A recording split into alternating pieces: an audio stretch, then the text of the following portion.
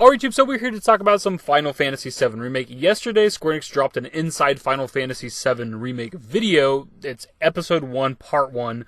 So we don't know how many there's going to be right now, but it seems like there's going to be more episodes. And I'm not sure if we know how often these are going to come out, but I could see it being a weekly thing. We've seen them do that before with like concept art and things like that, where they used to drop it on the same day every week. So if that's the case, it'd give us like 3 more weeks potentially before the game came out that they'd be dropping episodes about the game. So obviously we're not going to talk about every little thing that happens in this video, because if we did, it'd be a super long video. Their video is like 22 minutes. If we're breaking down every single thing, it'd be like an hour-long video or something. But I did take note of a lot of things that I found interesting or worth talking about. I'm probably going to miss things. It's, again, a long video. There's a lot of things happening, a lot of things being said, a lot of things being shown in the background. It's pretty likely I'm going to miss something. So we're just going to hop right into it. At the beginning of the video, Kitase mentions that they kind of conceptualized the remake back in 2012 during the 25th anniversary exhibition. He was kind of going over what Final Fantasy games he can make with the time that he has left, and he pitched the idea of remaking Final Fantasy VII to Hashimoto and Nomura, and obviously they agreed. One thing I took note of is the amount of NPCs you see a lot in the gameplay. Even though you can't interact and talk with all these characters, that's just going to add to the immersion and make Midgar feel alive. Something I was completely unaware of, according to Kazushika Nojima, who's the story and scenario writer for Final Fantasy VII, among other Final Fantasy games as well, is that Midgar was built over the course of 30 years, which is pretty damn fast considering the size of it. I mean, each sector is its own city, so you're talking about 8 separate cities. 30 years is very, very fast, but obviously this is a world where there's magic. This shot right here, I just really like seeing the view of the upper plate from the slums, how much higher up it is. It gives you an idea of the scale of the game. Something I thought was really cool is that Tetsuya Nomura says that when he started working on the remake, he actually started watching playthrough videos of the original game and also like commentary videos. So it's really cool to know that, for one, if you've ever done like a Let's Play of Final Fantasy VII, like years ago when they would have been starting to work on the remake, there's a good chance that Tetsuya Nomura himself has watched your playthrough. But it's also further confirmation of something we've heard in the past, how they kind of look towards people in the community for inspiration. We've heard about Maximilian Dood, for example, his reaction to the 2015 E3 reveal. Like, they wanted that sort of reaction from everybody playing this game. And the fact that Nomura's out here watching playthroughs, it's just awesome, man. From here, we got to look at a lot of characters, some new, some old. Like Johnny, for example, it's a character we've heard they're going to expand on a little bit. Kind of a minor character to see throughout the story of the original game, but he's going to have, I guess, more to do in this. But I'm just really curious what all these new character stories are going to be, because there are things that did not exist in the original. Like this character right here with the cowboy hat on is a character from the original game. He was the guy driving the cart that had Tifa on the back going into Wall Market. He's obviously got something going on here. This is a cutscene with him. Like, it's kind of crazy to think that he's going to have some sort of a quest, potentially. You also have this character right here who appears to be new. He looks a little like Sephiroth, oddly enough, but it has something to do with Tifa, because you see the gloved hand handing him something. What is he about? What is this character? No idea.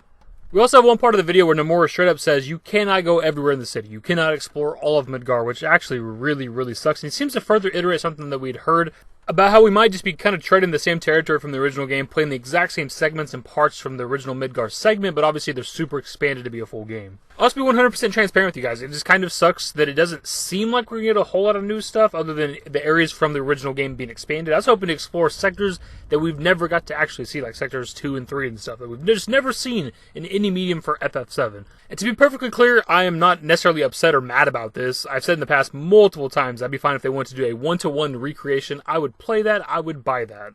But there's also a big part of me that just wanted to explore all of Midgar, and we have confirmation here that that's not going to be a thing. At least not right now, anyway. Nomura then goes on to explain why the game is the style that it is, where it's the action-oriented combat. It's kind of the mainstream of gaming now. But then while looking at the Final Fantasy series as a whole, wanted to keep all the number stats, the level gauges, because that's really what makes Final Fantasy what it is. But also, more specifically for Final Fantasy VII, you have the ATB system, which is why they incorporated that into the battle system as well. So you kind of have the best of all the worlds. Final Fantasy fans, action-oriented game fans, and also FF7 fans. So they really are doing like ultimate fan service here with this game. But Hamaguchi then goes on to explain that it was not really their plan to do an action-based battle system, but when doing a modern interpretation of the classic ATB system for the Final Fantasy series, it just had to be seamless, which meant it had to be action. We then get to look at some of Tifa's abilities, some new, some old, but we get their in-game descriptions, which is pretty cool. So Unbridled Strength says, strength in basic attacks and unique abilities. Dive Kick is pretty self-explanatory, but it says leap into the air and unleash a powerful kick. We have Overpower that says use in conjunction with basic attacks to more effectively pressure enemies, which is what puts them into the stagger state. Focus Strike says evade, then unleash a charging attack, moderately increases stagger. Something I'm curious about is if you have to use this when you're about to be attacked and then you evade, or do you like activate this, wait, use an ATB gauge, and you auto evade the next attack? I'm not entirely sure. The last ability I found pretty interesting, Chakra, because they've described Tifa in this game as sort of a monk-style character, and generally within the Final Fantasy series, Chakra is a monk job ability.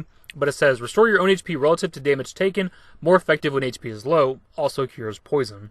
They're then going to talk about music for a while, which we don't often cover the music aspects or even at all in this channel when it comes to the remake, but clearly when it comes to the Final Fantasy series, I love the music. Final Fantasy 7, obviously the music's super iconic, but I just don't often cover it for some reason. But they talk about how this game has dynamic music like a lot of modern games where the music's going to change depending on what's going on, what the action has taken place, and certain scenarios might require like 3 versions of the exact same track, just depending on what's going on. So what they mean by that is like when you're walking around the world, there's probably going to be like ambient music, but once you get into a fight, it's obviously going to drift into like a heavier, more upbeat version of whatever the track is, but once you get out of the fight, it's going to slow back down to what it was before you got into the fight. So music's going to be changing all the time, depending on what you're doing. In this clip, we get a really cool shot of what appears to be maybe like the front porch area or something like that of the 7th Heaven Bar, but something else worth pointing out is it seems like, I've seen people point this out, the Runanaki, for example, on Twitter, they might have enhanced Tifa's boobs a little bit. They look a little bit bigger than they used to. This is probably the most important takeaway from this video. We also get a very brief clip of Cloud handing Tifa the flower, which was a choice from the original game. You could give the flower to either Tifa or Barrett's daughter Marlene. It appears that that choice is still in the game. Nomura also points out later on in the video that they intentionally did not go for 100% photorealistic looking characters because it would sort of ruin the charm of the original game, which is why all the characters look sort of anime, which I absolutely love. We also get a really cool shot right here of the Sector 7 Slums train platform, which in the original game just had like a couple of people, a couple of NPCs there, but you see a lot here, a lot of people waiting for their loved ones to get off the train. Also, this guy that's kneeling down and talking to who I assume is his daughter was the guy that Tifa was talking to earlier on the train in a different cutscene. Not really sure the significance of that, it's just something I noticed. And the last thing I really took note of is Tetsuya Nomura talking about the longtime fans playing this game up to the end where they escape Midgar and thinking they know what's going to happen next, which kind of plants seeds of possibly big things changing. What that could be, I'm not entirely sure. That's pretty much the video and the things that I took note of. Obviously, it's a long-ass video. I'm sure you guys could point out 1,000 things that I missed. But the point of this video wasn't to break down every little frame and thing that we see. It's really just to talk about the things that I took note of. But I love that they're doing this. This is pretty cool to get a little bit of history on Final Fantasy VII Remake, their ideas going into making the game. And I'm assuming since this one was sort of the making of FF7 Remake video, the next one would probably be about the game itself and would probably show us a lot of stuff. And potentially show us a lot of new stuff as well. If this video is anything to go by, it's like 20 minutes. So the next one might be somewhere around that as well.